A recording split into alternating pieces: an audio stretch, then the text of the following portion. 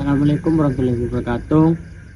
Kami dari kelompok 11 akan mempresentasikan tentang konstruksi dan representasi gender dalam media massa. Pertama, latar belakang.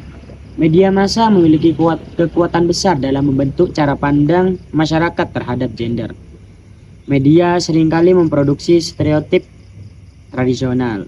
Laki-laki digambarkan kuat dan dominan, sedangkan perempuan digambarkan lemah dan emosional. Media bukan hanya menyampaikan realitas, tetapi juga menciptakan realitas sosial yang mempengaruhi persepsi masyarakat tentang peran gender.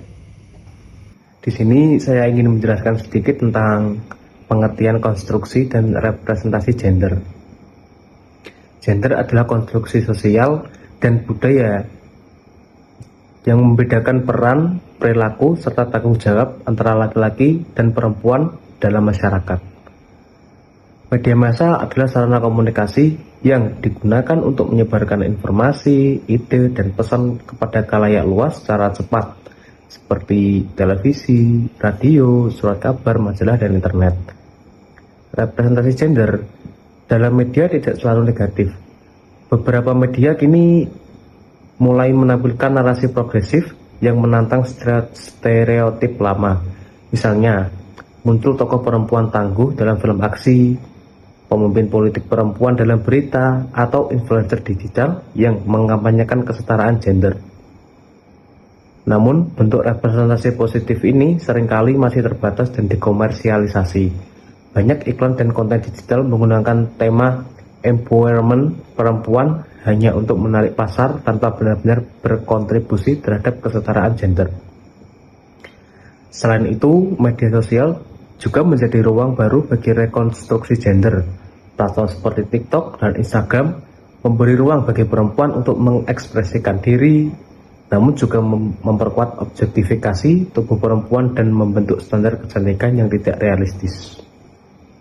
Pengaruh media terhadap persepsi gender ada 3. Yang pertama adalah media membentuk norma dan ekspektasi sosial tentang peran gender.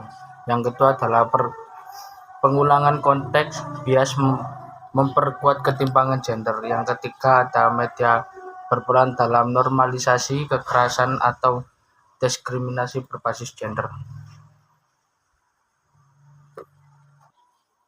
Kemudian adalah praktik bias gender dalam industri media.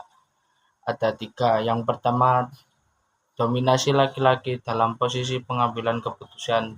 Dan yang kedua adalah perbedaan kesempatan dan upah jurnalis berdasarkan gender.